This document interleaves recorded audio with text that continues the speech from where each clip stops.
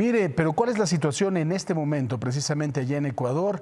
Nos vamos a enlazar con Josué Mendoza, precisamente, quien está allá en el Ecuador. Josué, ¿cómo estás? Muy buenos días.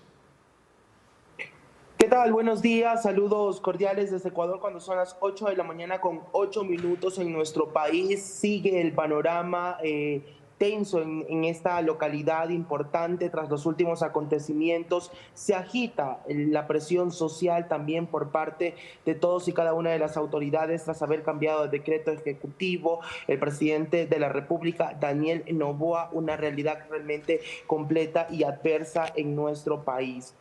Las últimas noticias y actualizaciones tras lo que ya se conoce del ingreso de decenas de antisociales pertenecientes a una banda criminal a las instalaciones de un canal de televisión nacional en nuestro país que dejó producto de ello 13 detenidos. Actualmente la Policía Nacional ha actualizado las cifras y ascienden a 70 detenidos por los últimos actos violentos de coche bomba, secuestros a policías e ingresos a medios de comunicación. Sin embargo, el presidente de la República declaró el conflicto interno armado en nuestro país, lo que quiere decir que los militares ingresarían a las calles a tomarse toda esa parte y el control efectivo.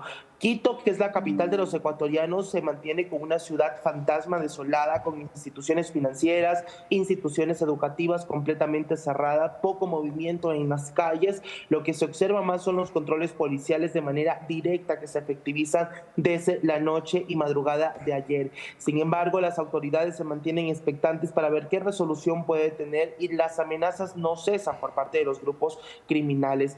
Cabe recalcar algo muy importante, que todo esto se da en el marco de la fuga sorpresiva de Adolfo Macías, alias Fito, líder de la organización delictiva Los Choneros y aliados al cártel mexicano de Sinaloa. Este mismo que está a cargo de todos los acontecimientos en nuestro país, desde secuestro, extorsión y narcotráfico, hecho sucedido el pasado domingo al interior de la cárcel regional de Guayaquil, el mismo que se mantendría y fue alertado del traslado de los cabecillas de las bandas criminales por parte del segundo intento del gobierno nacional de retomar el control de la penitenciaría del litoral, del sistema carcelario en nuestro país. Sin embargo, no ha tenido los resultados prudentes. Como te reiteraba, las 17, las 70 personas que están detenidas pertenecen de manera directa a quienes han estado al frente de los hechos violentos que ha marcado la jornada en nuestro país referente a esta realidad.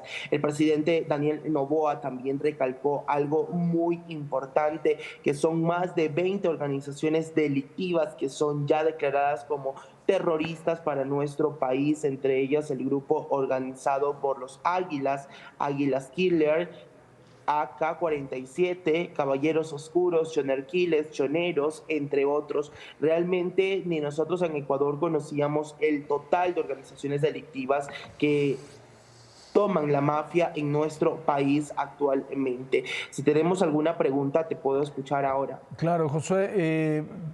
Una de las cosas que no entendemos, quizá viendo las cosas desde afuera, es cómo truena esto de forma tan violenta. Sabemos que en agosto del 2023, del año pasado, asesinan a Fernando Villavicencio. ¿Por qué? Por hablar de los grupos del crimen organizado. Asesinan a un candidato a la presidencia, pero no se veía en el panorama que pudiera haber un estallido tan violento como este. ¿Cómo se pasó, ¿no?, de un estado que estaba normal a que haya estallado la violencia de esta forma, Josué? Como te reiteraba, todo esto está enmarcado a la fuga de Adolfo Macías, alias Fito, quien es el líder de la organización delictiva de Los Choneros y aliado al cártel mexicano de Sinaloa.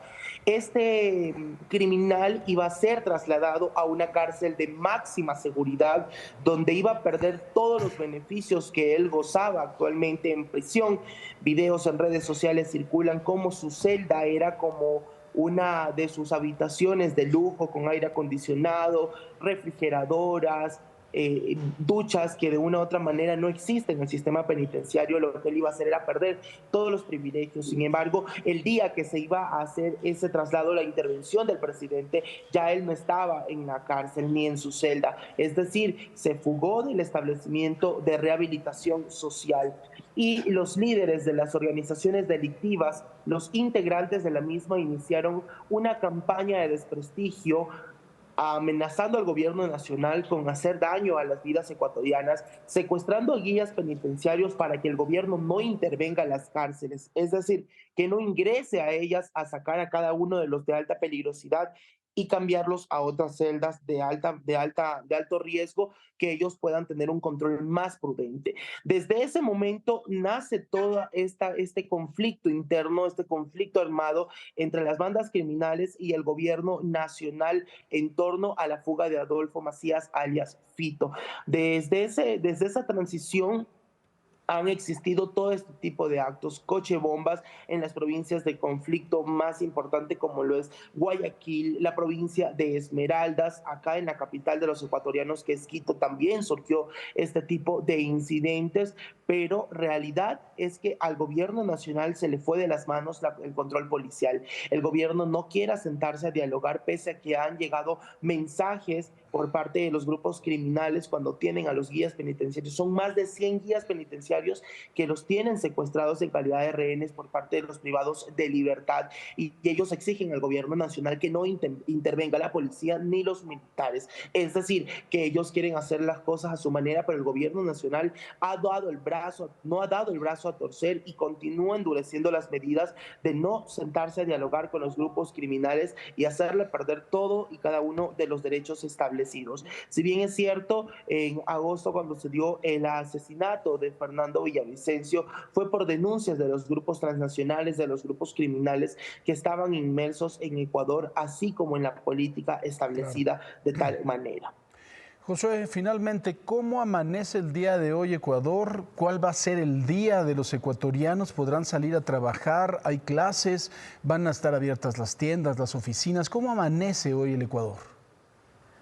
Es un panorama totalmente incierto.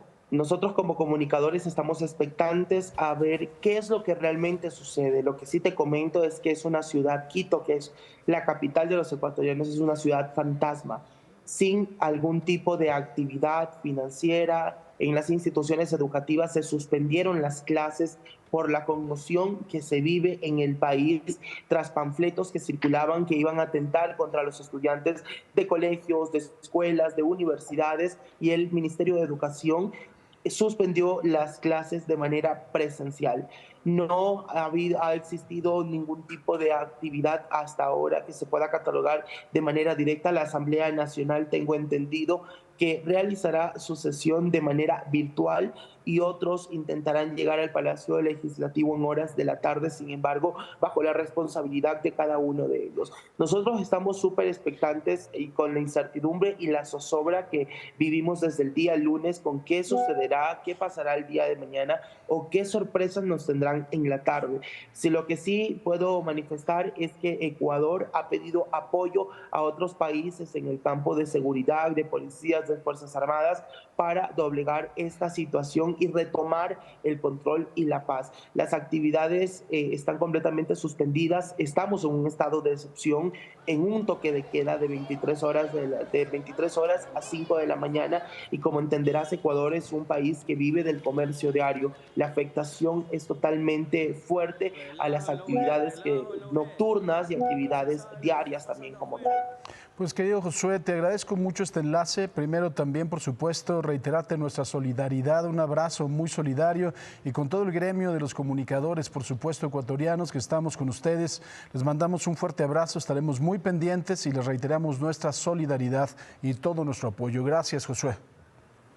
Hasta una próxima. Gracias, Josué Mendoza, desde Quito, Ecuador. Marlene, adelante.